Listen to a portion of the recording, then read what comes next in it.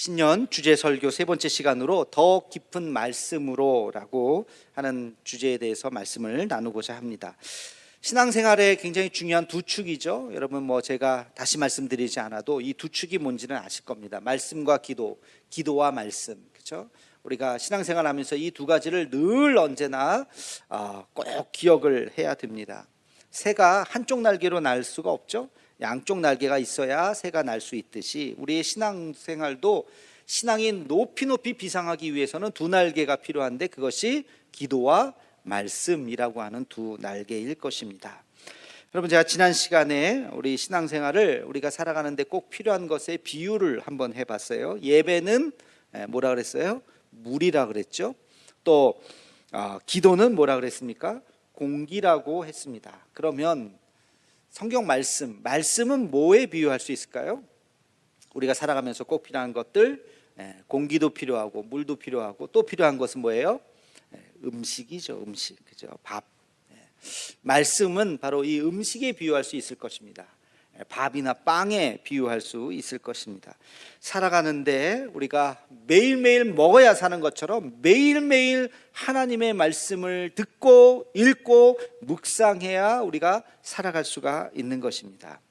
성경에 대한 기본적인 이해를 한번 정리를 해봅시다. 자, 첫째, 성경은 뭡니까? 성경은 어떻게 정의할 수 있어요? 하나님의 말씀이다.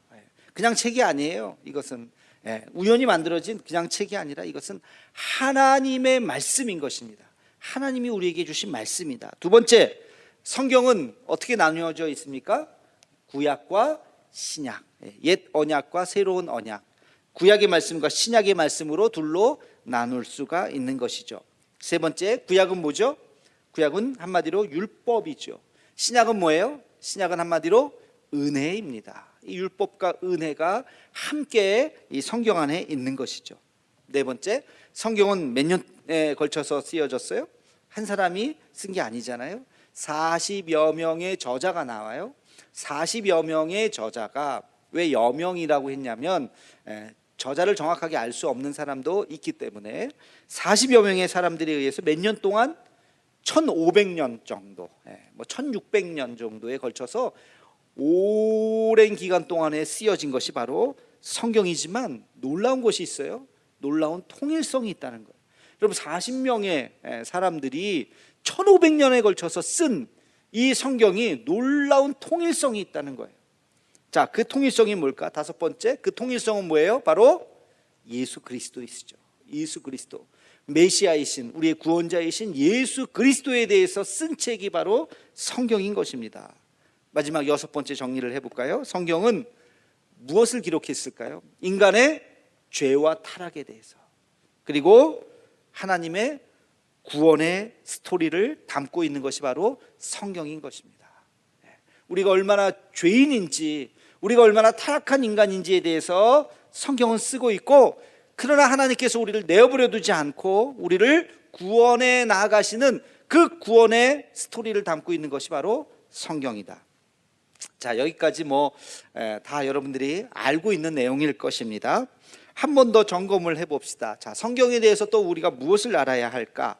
성경을 읽는 방법이 다양하다.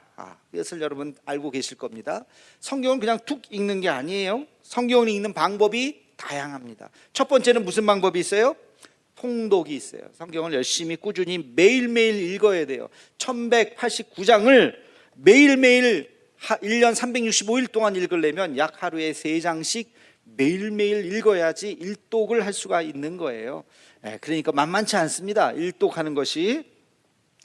그래서 이렇게 읽는 것을 통독이라 그래요. 통독만 읽는 것이 아니에요. 성경은 때때로 아주 중요한 구절들을 우리가 외우는 암송이 필요합니다. 우리 교회 129절 암송을 지난번에 나눠드렸는데요, 이제 곧 300구절 암송 책자를 지금 제작 중에 있습니다. 곧 아마 한두 달 안에 여러분들에게 이 코로나 상황에서 열심히 하나님의 말씀을 또 읽고 묵상하고 외우고 하시라고 300구절을 만들어서 곧 나눠드리도록 그렇게 하겠습니다. 암송을 해야 돼요. 또 세 번째는 뭐가 있어요? 제가 늘 강조하는 것, 묵상이죠. 말씀은 묵상을 해야 됩니다. 말씀 묵상, 그리고 말씀을 묵상하다 보면 꼭 이게 꼭 하고 싶어져요. 네 번째는 연구죠. 말씀을 연구하고 싶어져요. 갈릴리가 왜 어느 땅이지? 왜 사막은 어디지? 예루살렘에서 베들레헴까지는 어떻게 되지? 하고 지형에 대해서, 사람에 대해서, 그리고 이름도 비슷한 사람, 또 심지어는 똑같은 사람이 여러 명 막 나오잖아요. 이런 거에 대해서 연구를 하고 싶어주는 거죠. 그래서 연구하는 방법이 있고요. 또 마지막으로는 이것도 별거 아닌 것 같은데 굉장히 중요한 방법이 있어요. 성경은 열심히 필사를 하는 거예요. 성경 열심히 필사하면서 얻는 은혜가 또 굉장히 큽니다. 또 같이 베껴 쓰면서 일생일대에 뭐 66권을 한 번 다 필사할 수 있으면 정말 훌륭하신 거고, 한 번까지는 뭐 안 하더라도 한번 여러분 책별로 한번 도전을 한번 해보세요. 올해는 내가 마태복음을 한번 필사를 한번 해보겠다. 그렇게 해서 필사를 한번 할 때 필사에서 주시는 또 은혜가 있습니다. 자, 이렇게 성경은 각각의 통독도 있고 암송도 있고 묵상도 있고 연구도 있고 필사도 있고 각각의 그 의미가 있습니다. 올 한 해 혹시 지금까지 일독을 한 번도 해보지 않았다 하시는 분 솔직히 의외로 굉장히 많습니다. 올 한 해 한번, 아직 연초니까 마음을 한번 먹고 올해는 내가 한번 일독을 한번 해보리라. 그래서 올 연말에 다른 건 내가 하나도 못했는데 생각이 하는데 성경 일독을 했습니다. 이거 하나만 가지고도 여러분 굉장히 뿌듯하실 겁니다. 꼭 한번 도전해 보시기 바랍니다. 자, 그러나 이런 것들도 다 중요하지만 그러나 사실은 더 중요한 것이 있어요. 그것이 뭐냐? 하나님의 말씀을 왜 읽어야 하는지를 알아야 한다는 것입니다. 하나님의 말씀을 왜 읽어야 하는가? 교회 처음 등록해서 나오면 말씀을 읽어야 됩니다. 통독해야 됩니다. 묵상해야 됩니다. 막 하라 그랬으니까 하긴 하는데 이거 왜 해야 되지? 그냥 하라는 건가? 여러분 학생들도요, 어렸을 때는 그냥 공부해 하면 그게 무서워서 막 그냥 성실한 아이들, 착한 아이들, 부모님, 선생님이 무서워서 막 공부하는 애들이 잘해요. 그런데 고학년에 올라가고 중학교에 올라가면요, 그거 갖고 안 해요. 하라 그래도 하기 싫어요. 놀고 싶어요. 이런 애들이 있다고요. 어떤 애들이 공부를 잘하느냐? 공부를 왜 해야 되는지를 깨닫는 아이들이 공부를 하는 거예요. 힘들죠? 공부하는 거 누가 좋아하겠습니까? 그러나 내가 지금 공부를 해야지. 왜? 난 미래가 있으니까. 공부를 왜 해야 되는지를 깨닫는 아이들은 힘들지만 이겨내고 극복하고 공부를 합니다. 마찬가지예요. 우리 신앙생활에서 성경을 읽으세요. 1년에 일독하세요. 처음에는 해요. 근데 이거 왜 해야 되지? 왜 해야 돼? 왜 성경을 읽어야 되는지를 정확하게 알아야 됩니다. 그래야 꾸준히 성경을 읽는 것이고, 지금 말씀드린 5가지의 방법으로 매일매일 말씀을 묵상하고 그 가운데서 하나님의 은혜를 경험하게 되는 것이죠. 그래서 우리가 더 깊은 말씀으로 나아가자라고 하는 이 주제는 우리가 왜 성경을 읽어야 되는지를 정말로 여러분이 온전히 깨달아야 한다는 것입니다. 그럴 때 읽지 말라 그래도 읽어요. 아무것도 가져가지 마라 그래도 성경 하나는 제가 가져갔겠어요. 성경은 왜 하나님의 말씀을 읽으라고 말할까? 가장 함축적으로 말하는 구절이 오늘 우리가 읽은 구절입니다. 오늘 본문 말씀 16절 말씀을 우리 함께 같이 읽겠습니다. 시작. 모든 성경은 하나님의 감동으로 된 것으로 교훈과 책망과 바르게 함과 의로 교육하기에 유익하니. 아멘.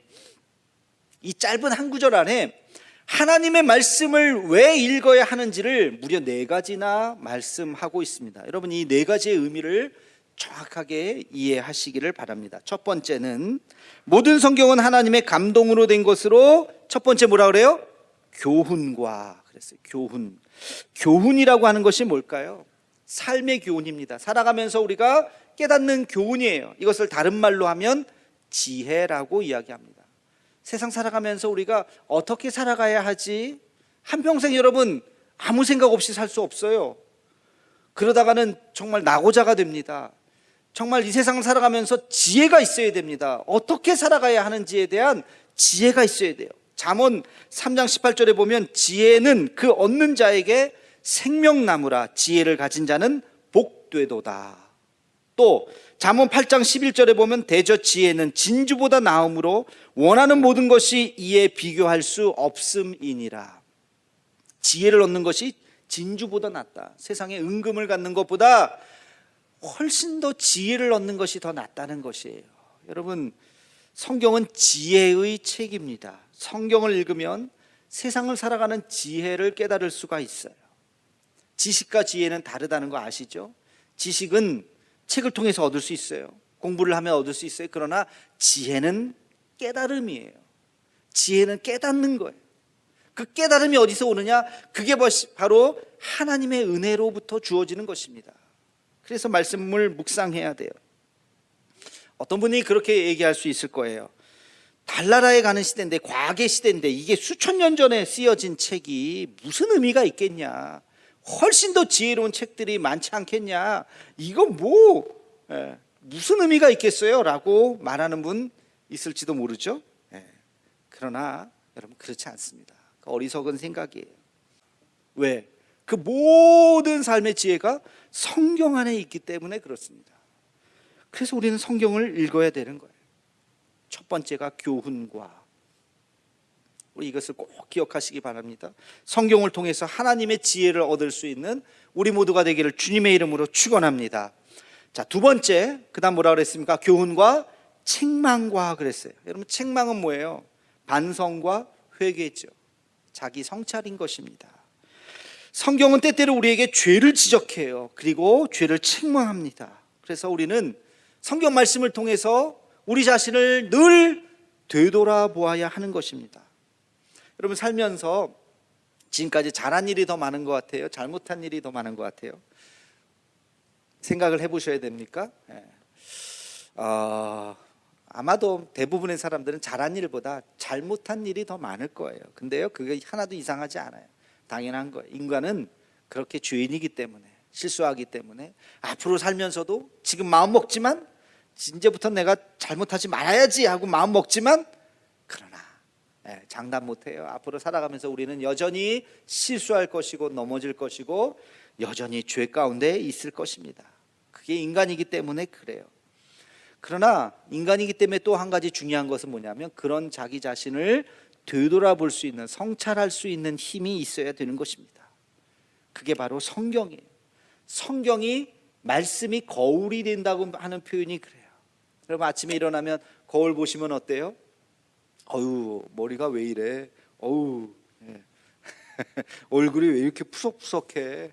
그러면서 씻고 또 얼굴 보고, 그쵸, 또 거울 보고, 그러면서 또 바르기도 하고 머리도 손질하고, 이만하면 괜찮네. 거울 보면서 다 단장을 하잖아요. 매일매일 우리가 수많은 생각과 수많은 잘못과 수많은 말들 속에서 매일매일 거울을 보면서 우리 마음을 점검해야 됩니다. 내가 왜 이런 말을 했던고, 내가 왜 이런 생각을 하고 있는가, 내가 왜 그런 행동을 했지 하면서 우리는 말씀이 거울이 되어서 우리를 자꾸 비추어 보면서 반성하고 회개하고 하나님 앞에 기도해야 되는 것입니다. 내 이웃을 내 몸과 같이 사랑하라, 성경 말씀이 있는 말씀이죠. 여러분, 그러면서 우리가 주변을 되돌아봐야 돼요. 내 이웃을 내 몸과 같이 내가 지금 사랑하고 있는가? 이게 지금 사랑의 모습인가? 화내고 있는 것은 아닌가? 지나가는 사람 모른다고 손가락질하고 욕하고, 혹시 내가 그러고 있는 것은 아닌가? 너희가 여러 가지 시험을 만나거든 온전히 기쁘게 여기라, 이게 성경 말씀이잖아요. 근데 우리는 시험을 만나면 에이, 왜 이런 일이, 욕하고 원망하고 막 세상을 한탄하고, 이거는 성경의 가르침이 아니잖아요. 성경은 시험을 만날 때 기뻐하라, 기뻐하라, 감사해야지, 그래 받아들여야지, 이게 자아 성찰이라는 것입니다. 성경을 보면서 우리는 날마다 우리 자신을 되돌아보고 내 자신을 하나님 앞에 쳐서 복종시키면서 그 십자가 앞에 다시 한번 우리가 무릎 꿇을 수 있도록 하는 것, 이것이 성경의 목적인 것입니다. 우리가 하나님의 말씀을 읽는 목적인 것입니다. 하나님 말씀을 통해서 반성하고 회개하고 우리 자신을 되돌아볼 수 있는 우리가 되기를 주님의 이름으로 축원합니다. 세 번째는 교훈과 책망과 그 다음 바르게 함과 그랬어요. 바르게 함. 바르게 한다고 하는 것은 곁길로 가지 않는다는 것입니다. 내게 주어진 그 길, 내가 가야 하는 그 길로 잘 가는 것이 바르게 가는 것이에요. 이것은 우리의 삶의 목표와 사명과 관련이 있는 말씀입니다. 성경은 우리에게 사명을 말씀하고 있어요. 우리 각자에게 주신 하나님의 사명이 있다는 것입니다. 여러분, 그 사명이 무엇인지 깨닫고 그 사명의 길로 걸어갈 수 있도록 우리는 하나님 앞에 그 힘을 구해야 하는 것입니다. 성경에 수많은 사람들이 나와요. 각자 그들에게 사명이 있었습니다. 여러분, 아브라함은 어떤 사명이 있었습니까? 본토 친척 아비 집을 떠나서 가나안 땅으로 가서 믿음의 조상이 되는 것이 그의 사명이었습니다. 모세는 이스라엘 백성들을 이끌고 출애굽의 그 어마어마한 역사를 감당하는 것이 모세의 사명이었습니다. 여호수아의 사명은 무엇이었습니까? 그 가나안 땅을 점령해서 매일매일 전쟁을 통해서 그 땅을 점령해 하나님의 땅으로 만드는 것이 여호수아의 사명이었습니다. 다윗은요, 유다 백성을 하나님을 믿는 거룩한 백성으로 만들고 그 땅을 통치하는 것이 다윗의 사명이었습니다. 이사야는 하나님 앞에 회개의 말씀을 이스라엘 백성들을 회개를 전하면서 이스라엘 백성들이 하나님 앞에 돌아오기를 깨우치는 것이 선지자 이사야의 사명이었던 것입니다. 여러분, 그 시대에 따라서 하나님께서는 수많은 사람들에게 그 시대의 과제를 사명의 길로 가게 하신 것입니다.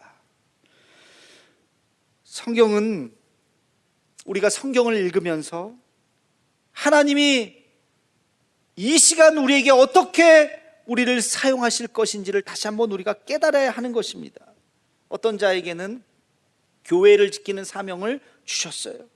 그래서 교회를 잘, 하나님의 교회를 만들도록, 이 세상을 하나님 나라로 만들도록, 교회를 통해서 만들도록 그렇게 사명을 주셨죠.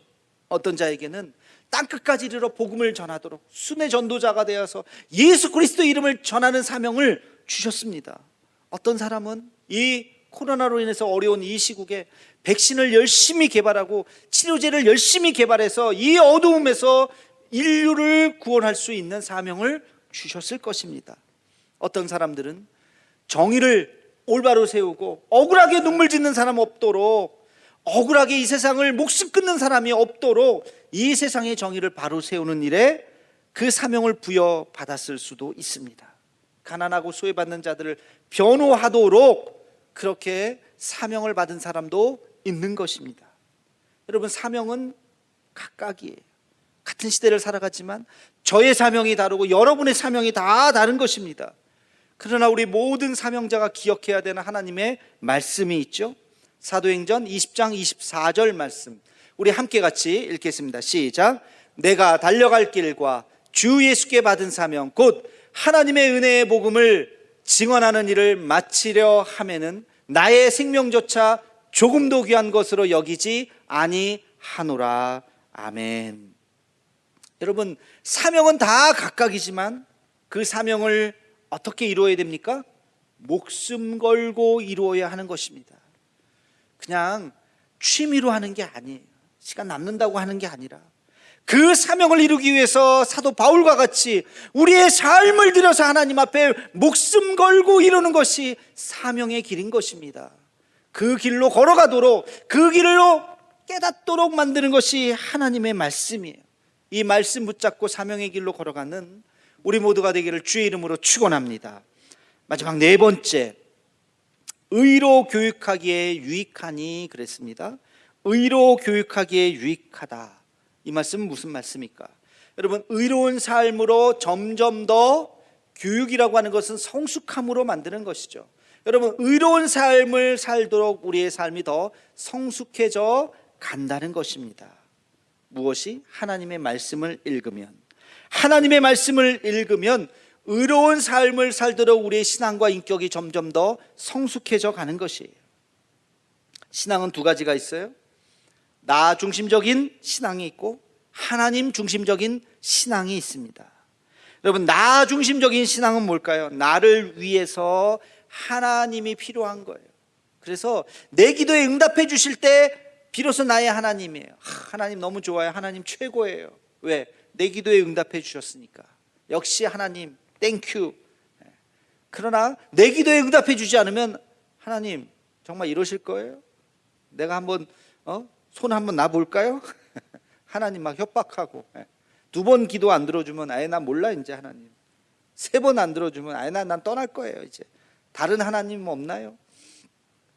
이게 미성숙한 신앙이죠. 어린아이 같은 모습이죠. 아이가 선물 사주면 엄마 최고야, 아빠 최고야. 그런데 선물 사주세요. 안 돼. 그러면 엄마 미워, 아빠 미워, 나 갈래. 어딜 가 자기가. 그게 어린아이와 같은 신앙, 나 중심적인 신앙. 그러나 우리의 신앙은 점점 더 성숙해질 때 어디로 갈까요? 하나님 중심적인 신앙이 되는 것입니다. 하나님을 위해서 내가 있는 거예요. 나를 위해서 하나님이 존재하는 것이 아니라 하나님을 위해서 내가 있는 거예요. 하나님의 의를 이루기 위해서 내가 쓰임받는 것입니다. 나는 기꺼이 주님의 도구가 되는 것에 감사하는 거예요. 여러분, 의로 교육한다고 하는 것은 바로 이런 말씀입니다. 점점 더 우리는 성숙한 신앙으로 나아가는 것입니다. 나 중심적인 신앙이 아니라 하나님 중심적인 신앙으로 우리는 한 걸음씩 더 나아가야 하는 것입니다. 그때 필요한 게 뭐라고요? 바로 하나님의 말씀이라는 것입니다. 하나님의 말씀을 붙잡을 때 우리는 더 성숙한 신앙으로 나아갈 수 있을 줄로 믿습니다. 자, 말씀을 정리해 보겠습니다. 하나님의 말씀은 4가지의 유익을 준다 그랬어요. 첫 번째는 지혜, 2번째는 성찰, 3번째는 사명, 4번째는 성숙입니다. 이 4개의 단어로 정리할 수 있어요. 여러분, 오늘 말씀 본문 17절에 이것을 이렇게 요약을 했어요. 17절 말씀 읽겠습니다. 시작. 이는 하나님의 사람으로 온전하게 하며 모든 선한 일을 행할 능력을 갖추게 하려 함이라. 아멘. 하나님의 사람으로 온전하게 한다. 무엇이? 하나님의 말씀이. 온전하다고 하는 것이 뭐라고요? 지혜와 성찰과 사명과 성숙을 갖는 것이, 그것이 바로 온전한 것입니다. 그렇게 온전한 사람이 될 때 어떤 일을 한다고요? 선한 일을 행할 수 있다는 것입니다. 이게 하나님의 말씀을 읽는 목적인 것입니다. 여러분, 여전히 우리는 불완전하죠? 여전히 우리는 아까 말씀드린 것대로 죄악 투성입니다. 앞으로도 죄를 지을 수밖에 없는 연약한 존재예요. 그렇기 때문에 더욱더 하나님의 말씀이 필요한 것입니다. 작년에 일독하셨나요? 올해 또 읽으셔야 돼요. 심지어는 내가 밑줄을 긋고 빨간 형광펜으로 열심히 쳤는데 어느 날 읽어보니까 내가 마치 이 말씀을 처음 읽은 것 같이 내 마음속에 다가오는 말씀이 있더라고요. 아니, 내가 벌써 이 말씀을 빨간 펜으로, 형광펜으로 쳤는데도 어느 날 다시 읽으니까 이 말씀이 새롭게 느껴지는 거예요. 하나님의 말씀은 오늘도 살아계셔서 우리를 그렇게 온전한 하나님의 사람으로 이끌어 주실 줄로 믿습니다. 신학교 시절 오늘 목사님이 오셔서 설교 때 이런 말씀을 하셨어요. 잊혀지지 않는 아주 짧은 말씀이에요. 여러분, 말씀만 붙잡으십시오. 말씀 하나면 충분합니다. 말씀 속에 목회의 답이 있습니다. 아주 간단한 말씀이죠. 말씀을 준비하면서 이 말씀이 떠올랐어요. 그리고 여러분들에게 똑같은 말씀을 전하고 싶어요. 사랑하는 성도 여러분, 말씀만 붙잡으십시오. 말씀 하나면 충분합니다. 말씀 속에 여러분 인생의 답이 들어 있습니다. 이 어지러운 세상, 더 깊은 말씀으로 주님 앞에 나아가는, 그래서 삶의 해답을 얻는 우리 모두가 되기를 주님의 이름으로 축원합니다.